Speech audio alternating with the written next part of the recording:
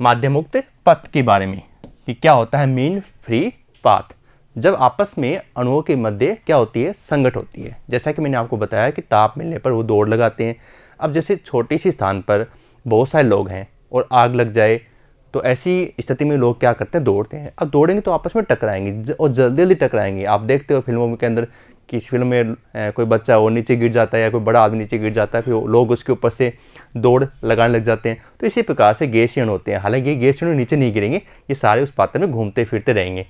तो ऐसे केस में बच्चों क्या होता है, जब दो क्रमागत जो संगत होती हैं, ठीक है, जैसे एक अणु ये हो गया, इस अणु की इस अणु से संगत हो गई, और ऐसे एक और अणु मान लीजिए जैसे इसकी संगत हो गई। तो बच्चों जो क्रमागत संगत होती है, संगत यानी टक्कर के मध्य गैस के जो अणु होते हैं उनके द्वारा तय की गई दूरी क्या होती है, मुक्त पथ कहलाती है।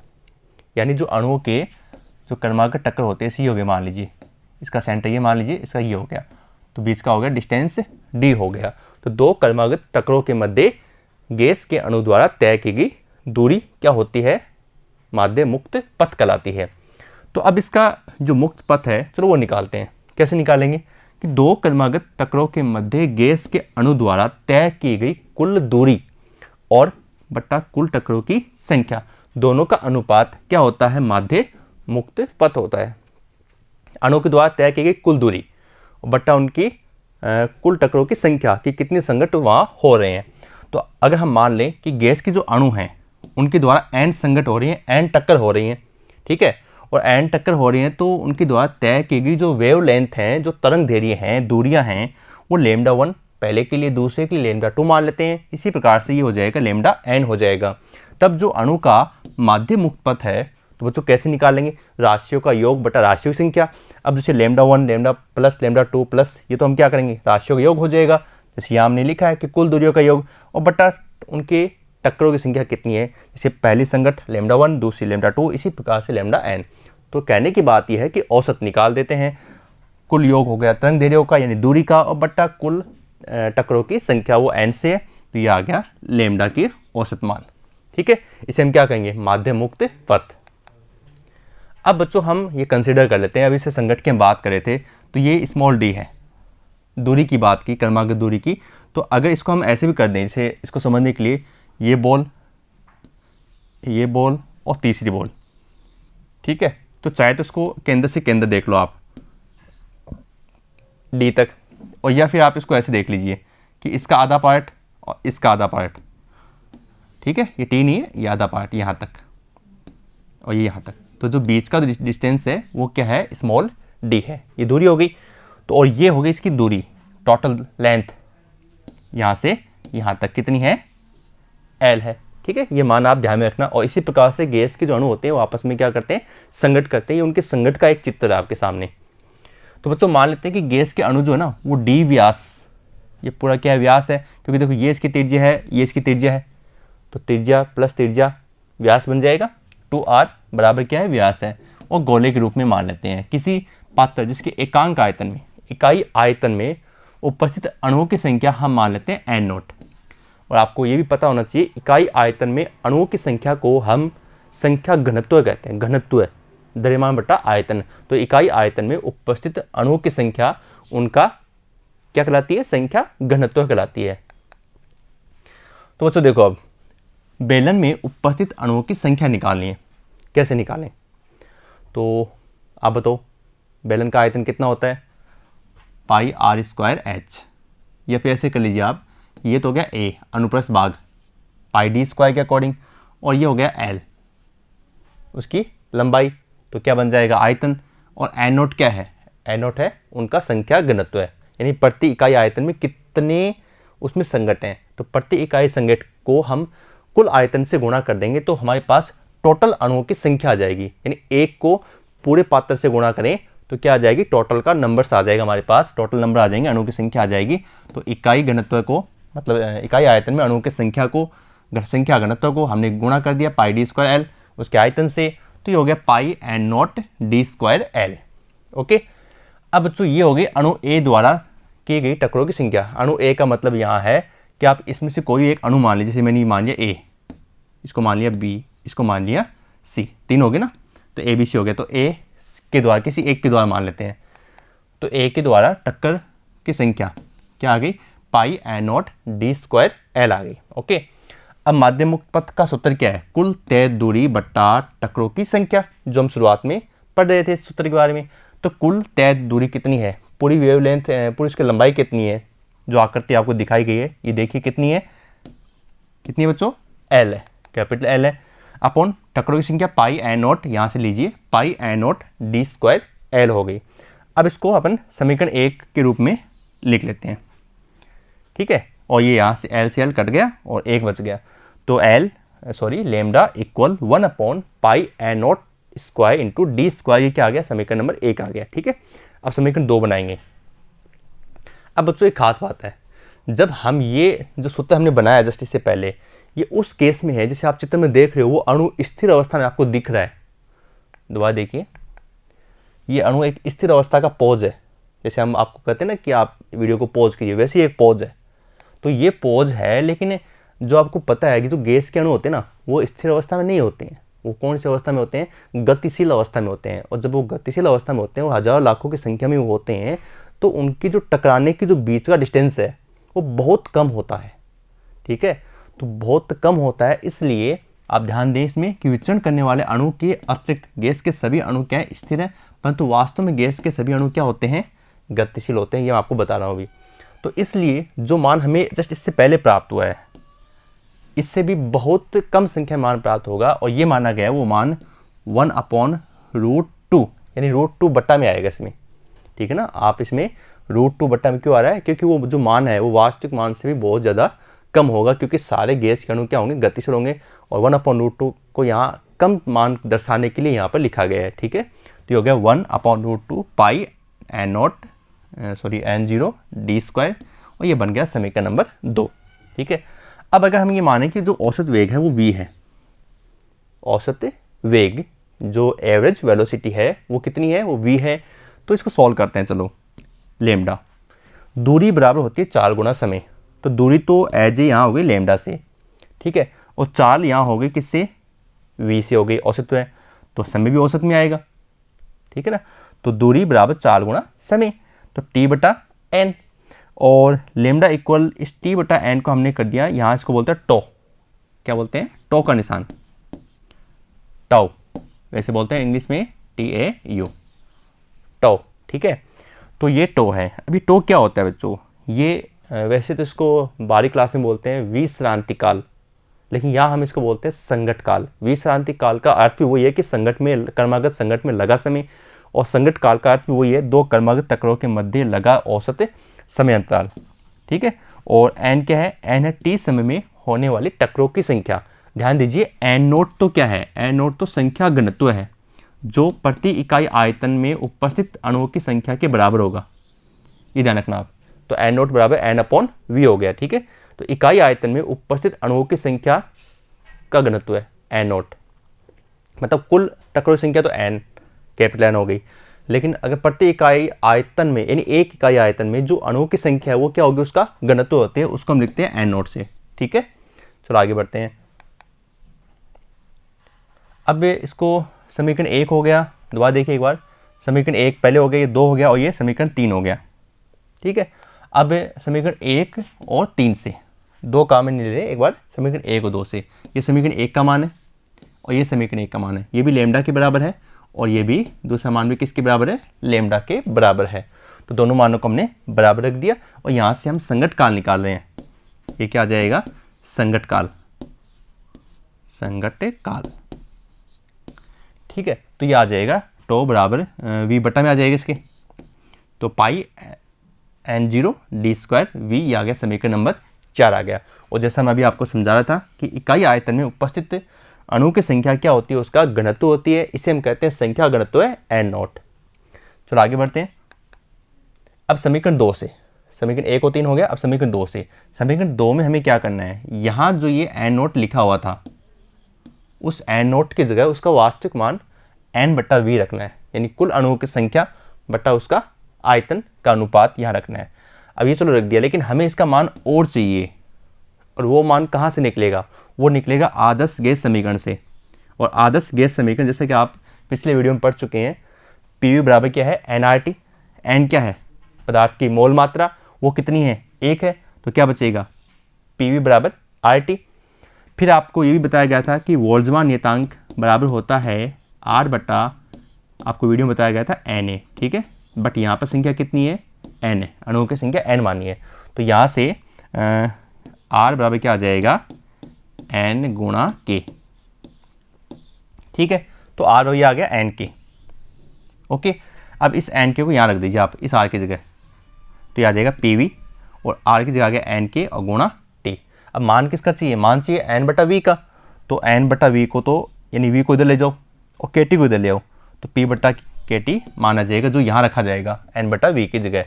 और जब हम इसको यहाँ रखेंगे तो लेमडा बराबर 1 बटा रूट 2 पाई मान रख देते हैं p अपॉन kt का, तो p अपॉन kt और ये बच गया d स्क्वायर, ये समीकरण 2 से।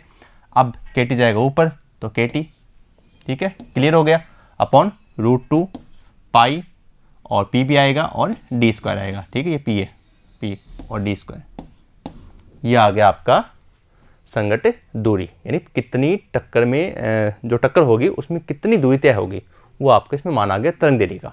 ओके, अभी डिपेंड किस पर करता है, लैम्डा समानुपाती टी पर। ताप बढ़ने पर जैसा मैंने कहा कि अणु भागेंगे तो डिस्टेंस भी क्या होगी कवर होगी, तो तरंग दैर्ध्य बढ़ती है। 1/p प्रेशर दाब पर डिपेंड करता है, दाब ज़्यादा लगाओगे तो दूरी क्या हो जाएगी कम हो जाएगी। भाई गैस के अणु है, मान लीजिए किसी सिलेंडर में आप उसको दबा रहे हो तो बेचारे दब जाएंगे, जगह कम हो जाएगी, और इसी प्रकार से आगे बढ़ते हैं, दाब कम होगा तो लेमडा ज़्यादा होगा और दाब ज़्यादा है तो लेमडा कम हो जाएगा, और लेमडा समानुपाती 1/d स्क्वायर, ठीक है, जो हमने जो गैस के त्रिज्या मानी थी गैस के अणुओं की उसके अकॉर्डिंग अगर ये जितने छोटे होंगे उतने दूर भागेंगे और जितने ये मोटे होंगे उतने कम भागेंगे, तो तरंग दैर्ध्य क्या हो जाएगी कम हो जाएगी, ठीक है। तो ये हो गया उनके अकॉर्डिंग व्यास और त्रिज्या के साथ इनका संबंध हो गया। तो बच्चों ये हमने इस प्रकार से इसके बारे में जाना क्या माध्य मुक्त पथ में, और माध्य मुक्त पथ में क्या होता है गैस के अणु आपस में संगत करते हैं और उसके हमने न्यूमेरिकल्स हमें सॉल्व करने हैं। तो हमारे कोर्स के अंदर एक एग्जाम्पल है माध्य मुक्त पथ के ऊपर और एक न्यूमेरिकल है, तो न्यूमेरिकल पहले कर लेते हैं। आपकी किताब में जो लास्ट के क्वेश्चन है ना उसमें सबसे अंतिम का क्वेश्चन है क्वेश्चन नंबर 10, और वो है नाइट्रोजन गैस के एक सिलेंडर में 2.0 एटीएम दाब 17 डिग्री सेंटीग्रेड ताप पर नाइट्रोजन अणुओं के माध्य मुक्त पथ एवं संगत आवर्ती का आकलन कीजिए। आपको निकालना है माध्य मुक्त पथ लेमडा का मान और संगत आवर्ती एफ का मान, ठीक है। नाइट्रोजन अणु की त्रिज्या लगभग 1 एंगस्ट्रॉम आपको दी हुई है और संगत काल की तुलना अणुओं द्वारा दो संगठों के बीच समरूपतापूर्वक चलने में लगे समय से कीजिए, यानी आपको संगत काल भी निकालना पड़ेगा। और नाइट्रोजन का जो आणविक द्रव्यमान है वो 28.0 म्यू नहीं है यू है ये, ठीक है, यू है, यू क्या होता है AMU। चलो सॉल्व करते हैं। अब जो मान हमें दिए गए हैं पहले उनको लिख लेते हैं। चलो क्या क्या दिया है, दाब दिया हुआ P बराबर 2 ATM। ATM होता है एक वायुमंडलीय दाब जिसका मान आप हमेशा याद रखना 1.013 गुणा 10 की पावर 5 पास्कल, पास्कल PA या न्यूटन बटा मीटर स्क्वायर, दोनों ही दाब के मात्रक होते हैं।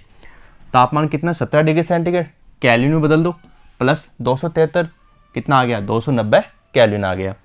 त्रिज्या दे रखी है आपको 1 एंगस्ट्रॉम, 1 एंगस्ट्रॉम में कितना होता है 10 की पावर माइनस 10 मीटर होता है, ये लीजिए। फिर अणुभार की बात करें तो अणुभार आपको दिया हुआ है 28 U, तो 28 U का मतलब U को हमने चेंज कर दिया किग्रा में, 28 गुना 10 की पावर माइनस 3 किग्रा हो गया। बोल्ट्जमान नियतांक फिक्स होता है K बराबर 1.38 गुना 10 की पावर माइनस 23 जूल पर केल्विन। आप एक चीज़ और ध्यान रखिए, जो नियतांक आता है जैसे एक तो ये आ गया 1 ATM का मान आ गया, बोल्ट्जमान नियतांक आ गया, गैस नियतांक भी चल रहा है, तो इनकी आप एक छोटा सा एक चार्ट बनाइए, छोटा सा पेज, और जहाँ आप स्टडी करते हैं वहाँ सामने उसको लगा दीजिए, क्योंकि इनको जितना आप रिमाइंड करेंगे उतना ये आपकी याद रहेंगे और आगे जब तक आप पढ़ोगे फिजिक्स तब तक ये आपके काम आएंगे। चलो आगे बात करते हैं।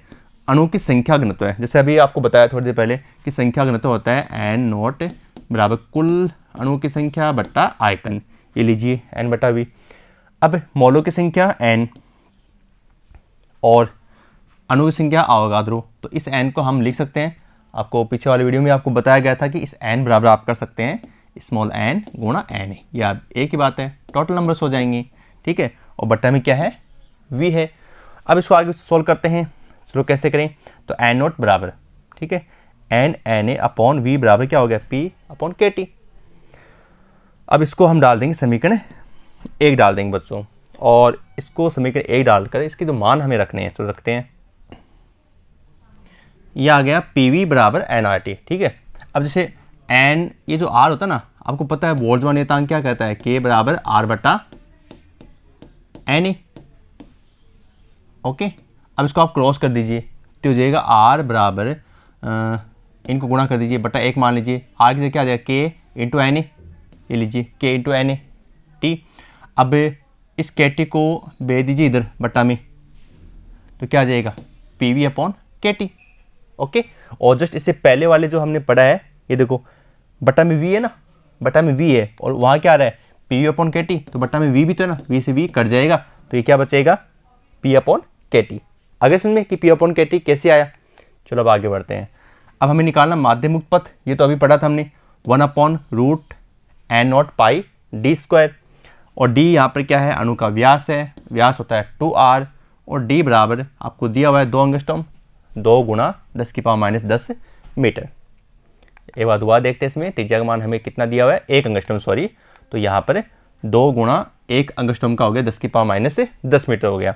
और ये अभी हमने सॉल्व किया, मान यहाँ पर भी आ रहा है, ठीक है। तो इसको सॉल्व कर लेते हैं। k का मान हो गया 1.38 गुणा 10⁻23, t का मान 290, रूट 2, ये ध्यान रखना रूट 2 का मान कितना होता है 1.414, रूट 3 का 1.732, ठीक है। तो रूट 2 का हो गया 1.414, p का मान 2 ATM 2 पास्कल, ये पास्कल का मान फिक्स है, पाई का 3.14, और d स्क्वायर इसका स्क्वायर कर दिया हमने, 2 का हो गया 4, और 10 का 10⁻10 का हो गया 10⁻20 हो गया। इसको सोल्व कर दिया, ये आ गया किसका मान, लेमडा का मान। फिर बच्चों अणुओं का वर्ग माध्य मूल वेग, तो उसमें देखो ये मान हम पढ़ चुके हैं CRMS का 3, R का मान फिक्स होता है 8.31, T का 290 हमें दिया हुआ है, MA का भी हमें सवाल में दिया हुआ है, हमने इसको सोल्व कर दिया, ये आ गया CRMS का मान। अब बच्चों आवर्ती क्या होती है, म्यू बराबर C अपॉन लेमडा। तो यहाँ आवर्ती को हमने दर्शाया किससे, F से, और यहाँ जो अणुओं का वेग है वो हम किससे ले रहे हैं, CRMS से ले रहे हैं, वर्ग माध्य मूल वेग से ले रहे हैं, अपॉन लेमडा हो गया, ठीक है। CRMS का मान तो ये रहा, और लेमडा जस्ट इससे पहले हमने निकाला है, सोल्व कर दीजिए, ये आ गया आपका संगत आवर्ती, ये हमें निकालनी थी, ये आ गई। चलो आगे बढ़ते हैं।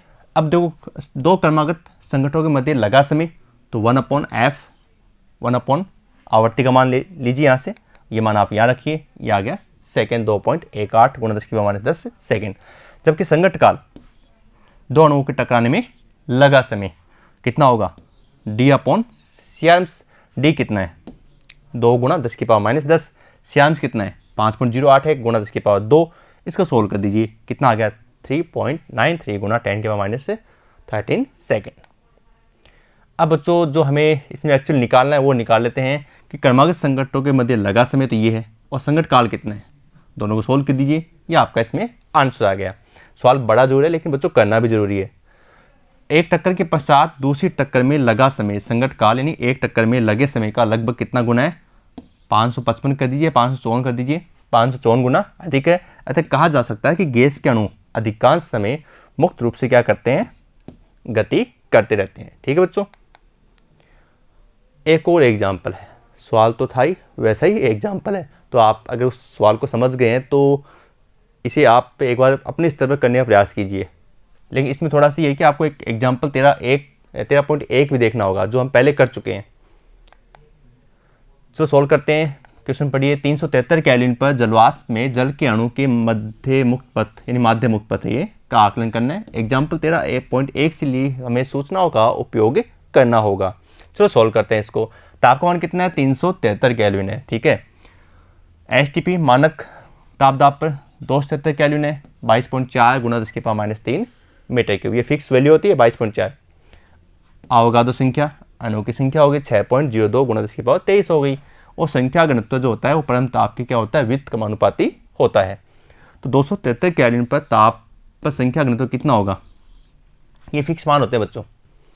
22.4 लीटर फिक्स होता है, अवगाद्रो संख्या फिक्स होती है, तो संख्या घनत्व है बराबर ताप की व्युत्क्रमानुपाती, यानी ताप कहाँ आएगा, बटा में आ गया ना, और 6.02 गुणा उसके बाद 23 हो गया, तो यहाँ पर ताप संख्या घनत्व निकालते हैं, संख्या आ गई और बटा एनटीपी पर 22.4 लीटर उसकी मात्रा आ गई। ओके, घनत्व होगी ना बराबर द्रव्यमान बटा आयतन भी होता है संख्या घनत्व में, और 373 केल्विन पर निकालते हैं, तो देखो ये कितने पर 273 पर है ना, तो 6.02 गुणा उसके बाद 23, इसको आप सोल्व कर दीजिए 273, और फिर बट्टा में क्या कर दीजिए आप इसमें 373, इसको सोल्व कर दिया, ये आ गया 1.966 गुणा 10⁻25 प्रति मीटर क्यूब। ठीक है, अब चूंकि जलवाष्प अणु का व्यास वायु के अणु के व्यास से डी मीटर के समान होता है, तो हम क्या करेंगे, माध्यम मुक्त पथ का मान निकालेंगे, लैम्डा इक्वल 1/n0 पाई डी स्क्वायर से। सोल्व करते हैं n0 पाई और ये डी स्क्वायर। ओके, इसका स्क्वायर कर दिया यहाँ पर लास्ट में, इसको सोल्व किया, ये आ गया 4.04 गुणा 10⁻⁷ मीटर। ये मान अंतर प्रमाणिक दूरी 40 एंगस्ट्रॉम, उस एग्जाम्पल में आपको मिल जाएगा, एग्जाम्पल 13.1 भी देखना और 13.2 भी देखना इसके लिए, तो ये हो गया 4 गुणा 10⁻⁹ मीटर प्रति सेकेंड, ये मीटर इंटू सेकेंड 100 गुना अधिक होता है। ठीक है बच्चों, 4 गुना सेकेंड नहीं है बच्चों, 4 गुणा 10⁻⁹ मीटर, ये मीटर से 100 गुना अधिक होता है। ठीक है, ये हो गया आपका दूसरा एग्जाम्पल। किताब में कुछ एग्जाम्पल्स रह गए, उनको भी हम साथ में सोल्व कर लेते हैं। तो एग्जाम्पल 13.5 देखते हैं बच्चों, किसी फ्लास्क में ऑर्गन एवं क्लोरीन गैस भरी हुई है, कौन सी, ऑर्गन और क्लोरीन।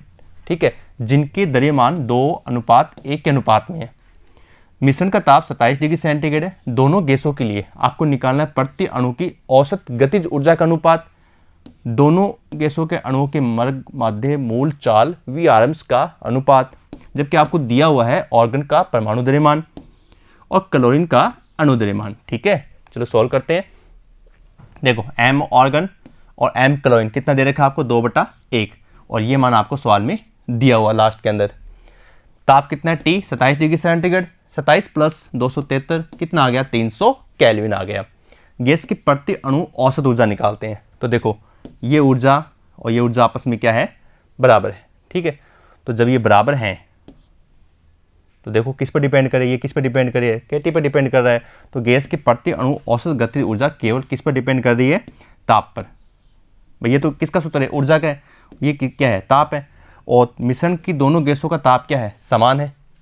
भाई आपने मिश्रण बनाया तो ताप तो आप उसको सेम ही दोगे, तो जब ताप समान है तो ऊर्जा क्या होगी, ऊर्जा भी समान होगी, तो प्रति अणु औसत गतिज ऊर्जाओं का अनुपात कितना होगा, 1:1 होगा, क्योंकि ये ऊर्जा का सूत्र है और ये इसके बराबर की वैल्यू है। तो यहाँ देखो 3/2, K तो फिक्स है, K क्या होता है, वोल्ट्जमान नियतांक होता है, T क्या है, ताप है, तो ये ताप पर डिपेंड करेगी, तो ताप समान है तो ऊर्जा भी समान है। आगे बढ़ते हैं, एक ही ताप पर दो भिन्न भिन्न गैसों के अणुओं की वर्ग माध्य मूल चाल, यानी उसकी CRMs का जो अनुपात है वो उनके अणुभारों के वर्गमूलों के व्युत्क्रमानुपाती होता है। चलो सॉल्व करते हैं ऑर्गन और क्लोरीन के लिए। CRMs ऑर्गन और M देखो ये व्युत्क्रमानुपाती, देखो आप ये ऑर्गन ऊपर है और द्रव्यमान नीचे है, एक दूसरे के ये परस्पर व्युत्क्रमानुपाती हैं, ऐसे क्लोरीन यहाँ क्लोरीन। ठीक है, अब इनके मान रख दीजिए आप और इसको सॉल्व कर दीजिए, ये आ गया 1.33। अगला एग्जाम्पल है, यूरेनियम के दो समस्थानिक हैं, 235 यूरेनियम, 238 यू, ये 235 यू AMU बोलते हैं इसको, और ये भी AMU है। और यदि यूरेनियम हेक्साफ्लोराइड, ठीक है, इसको बोलते हैं UF6, ठीक है, गैस में ये दोनों समस्थानिक विद्यमान हो तो किसी औसत चाल, तो किसकी औसत चाल अधिक होगी, यदि किसकी औसत चाल अधिक होगी, यदि आपको फ्लोरीन का परमाणु द्रव्यमान दिया हुआ है 19 यू, तो किसी भी ताप पर इनकी चालों में प्रतिशत अंतर आकलित कीजिए। बिल्कुल आसान से, जो देखते हैं। देखो हेक्साफ्लोरीन अणु की बात करते हैं UF6 की, तो देखो ये तो हो गया यूरेनियम का 235 दिया हुआ है और एक दे रखा है आपको 238, तो 19 गुणा 6, ठीक है, फ्लोरीन के लिए होगी ना 349, 19 गुणा 6 कितना आ गया 352। और किसी निश्चित ताप पर जो अणु की चाल होती है वो अभी हमने थोड़ी देर पहले पढ़ा था, C समानुपाती 1/√m होती है। सॉल्व करते हैं, देखो C1 तो M1 बट्टा में, दोनों के आपस में व्युत्क्रमानुपाती हैं, तो देखो 1 इधर है तो 1 नीचे है, व्युत्क्रमानुपाती हो गया, 2 नीचे है तो ये M2 ऊपर है, दोनों मान रख दिए हमने, ये आ गया इसका √2 1.0086। फिर देखो ये आ गया C1/C2 बराबर 1.0043, लेकिन हमें प्रतिशत मान निकालने हैं तो उसके लिए हमें यहाँ -1 लगाना होगा ताकि ये आ जाए। समझ गए आप? तो इसके लिए हम यहाँ -1 लगाएंगे तो इधर भी -1 लगाना पड़ेगा। तो अब इसको सोल्व कर दीजिए आप, इधर -1 लगा दिया तो इधर भी -1 लगा दिया, तो ये बन गया। इसको लघुत्तम लेकर सोल्व करेंगे तो C1 - C2/C2 गुणा साथ में आ गया 100। इसमें 1.0043 -1 है तो ये ओनली इतने बचेगा 0.0043 और गुणा 100, ये आ गया 0.43%। आसान सा क्वेश्चन था ये। अब एक थ्योरिकल सैद्धांतिक बोधात्मक क्वेश्चन है ये, ठीक है, इसे हमें समझना होगा। जब कोई अणु या प्रत्यास्थ गेंद किसी भारी दीवार से टकराता है तो टकराने के पश्चात ये उसी चाल से विपरीत दिशा में वापस लौटता है। दीवार से कोई वस्तु आप फेंक, तो गेंद फेंक दी, वापस आएगी। जब कोई गेंद दृढ़तापूर्वक पकड़े गए भारी बल्ले से टकराती है तो भी ऐसा ही होता है। भाई आप देखते हैं क्रिकेट मैच, आप खूब देखते हैं, गेंद को फेंकते हैं बल्ले की और बल्ले ने उस गेंद को किक किया और हिट किया और गेंद बाहर चली जाती है बाउंड्री के पार या जितने भी रन होते हैं, ठीक है, या उसको रोक लेती है। तो भी ऐसा होता है। यथापि जब गेंद अपनी ओर आते हुए बल्ले से टकराती है तो ये भिन्न चाल से वापस लौटती है। ये आपको पता ही है, आप देखते हो कभी चौका फास्ट जाता है, कभी छक्का फास्ट जाता है, या कभी गेंद को रोक देते हैं। तो गेंद की जो चाल थी और जो बल्ले से लगने के बाद की चाल है वो दोनों क्या होती हैं? अलग अलग होती हैं। चाल से वापस लौटती है, उस स्थिति में गेंद की चाल अपेक्षाकृत कम होती है या अधिक होती है। चलो देखते हैं। एक स्थिर प्रेक्षक जो खिलाड़ी है, मान लेते हैं क्रिकेट का एक खिलाड़ी है, के सापेक्ष गेंद की चाल कितनी है? v है, स्मॉल v है, और बल्ले की गेंद की ओर चाल कितनी है? कैपिटल V है। तब परस्पर विपरीत दिशा में गतिशील होने के कारण बल्ले के सापेक्ष गेंद की चाल कितनी होगी? पहले कितनी थी? v, और गेंद की ओर चाल कितनी v है, तो टोटल कितनी होगी? v + v होगी। अब भारी बल्ले से प्रत्यास्थ टक्कर, यानी जितनी गई थी उधर वापस आएगी, और इसका जो गति ऊर्जा है वो क्या होगी? संवेग गति ऊर्जा क्या रहेगी? गति ऊर्जा रहेगी संरक्षित, ध्यान रखना इसमें। बल्ले के सापेक्ष दूर जाती है तो गेंद की चाल कितनी होगी? v + v होगी। चलो आगे बढ़ते हैं। स्थिर प्रेक्षक के सापेक्ष बल्ले से दूर जाती है तो गेंद की चाल कितनी होगी? स्थिर प्रेक्षक के सापेक्ष पहले कितनी थी? v + v, और प्लस ऐड कर दो उसमें वेग v, टकराने के बाद कितनी हो गई? बड़ा V + बड़ा V कितना हो गया? 2v + v। तो गेंद की चाल क्या होगी? बढ़ जाती है। शॉट लगने के बाद गेंद की चाल क्या होती है? बढ़ जाती है। अब वो प्लेड कर दी वो एक अलग बात। आप सोचेंगे सर हमने तो गेंद को रोका है, ऐसा कुछ नहीं है। हमें इसमें ये तुलना करनी है कि उसको शॉट करने के बाद में उसकी स्पीड बढ़ेगी या घटेगी? स्पीड बढ़ेगी। पिस्टन लगे सिलेंडर में पिस्टन को अंदर की ओर धकेल कर जब किसी गैस को संपीड़ित किया जाता है, पिस्टन लगा हुआ है, अंदर की ओर उसको दबाना है, तो गैस को संपीड़ित करते हैं तो उस गैस का ताप बढ़ जाता है। ऊपर ए में प्रयुक्त अनुगति सिद्धांत के आधार पर इस प्रेक्षण की व्याख्या कीजिए। देखो इसने साफ साफ कह दिया ताप बढ़ेगा, ताप बढ़ेगा तो अणु भागेंगे, ठीक है।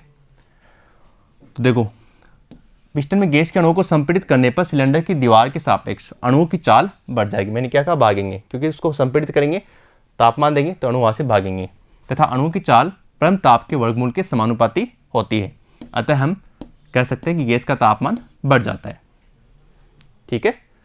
यानी अणुओं की स्पीड बढ़ेगी तो उसका तापमान भी बढ़ जाएगा। CRM समानुपाती √2 कल हमने पढ़ाया था इसमें वीडियो के अंदर आपको। पिस्टन लगे सिलेंडर में संपीड़ित, अब उसका उल्टा है, संपीड़ित गैस जब पिस्टन को बाहर धकेल कर वापस उसको लाना है, धकेलती है तो क्या होता है? अब उसका उल्टा हो जाएगा। बाहर की ओर धकेलोगे तो स्पेस मिल जाएगा, स्पीड कम हो जाएगी, चाल कम हो जाएगी, अर्थात गैस का तापमान भी क्या हो जाएगा? कम हो जाएगा, ठीक है। चलो आगे बढ़ते हैं। खेलते समय सचिन तेंदुलकर, मज़ा आ गया। सचिन तेंदुलकर नाम सुनते ही क्रिकेट का भगवान है, हमें सबको अच्छा लगता है, और सवाल में उसका नाम आ गया तो हमें एक इंटरेस्ट भी पैदा हो गया कि सवाल क्या है। सचिन तेंदुलकर एक भारी बल्ले का उपयोग करते हैं, इससे क्या उनको किसी प्रकार की कोई सहायता मिलती है?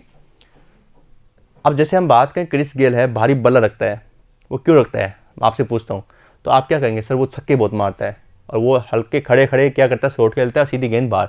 ये आपका आंसर है। चलो देखते हैं। सचिन तेंदुलकर के द्वारा भारी बल्ले के उपयोग से, इसने पूछा भी है कि इससे क्या उनको किसी प्रकार कोई सहायता मिलती है? भाई सहायता मिलती है तभी तो वो भारी बल्ला लेकर बैठा है, भारी बल्ले से बड़े बड़े शॉट खेल रहा है खड़े खड़े, ठीक है। तो भारी बल्ले के उपयोग से शॉट खेलने के पश्चात दूर जाती गेंद की स्थिर प्रेक्षक के सापेक्ष, जो खेल रहा है उसके अकॉर्डिंग की सापेक्ष चाल अधिक होती है अपेक्षाकृत हल्के बल्ले से खेलने की, ठीक है ना। हल्के बल्ले की तुलना में भारी बल्ले से क्या होगी? चाल अधिक होगी। अतः भारी बल्ले के उपयोग से लंबे शॉट खेलना आसान हो जाता है, क्योंकि उसकी स्पीड ज़्यादा होगी तो वो दूर तक जाएगी, ठीक है ना। तो बच्चों इस प्रकार से हमने इस वीडियो में माध्यम मुक्त पथ को भली भांति समझा है और उससे आधारित क्वेश्चंस को भी सॉल्व किए हैं। अब ये जो चैप्टर 13 है अनुगति सिद्धांत, ये एज ए नोट्स पूरा हो चुका है। अब इसकी जो लास्ट पेज पर जो अभ्यास प्रश्न है उनके लिए बच्चों हम मिलते हैं नेक्स्ट वीडियो में। धन्यवाद।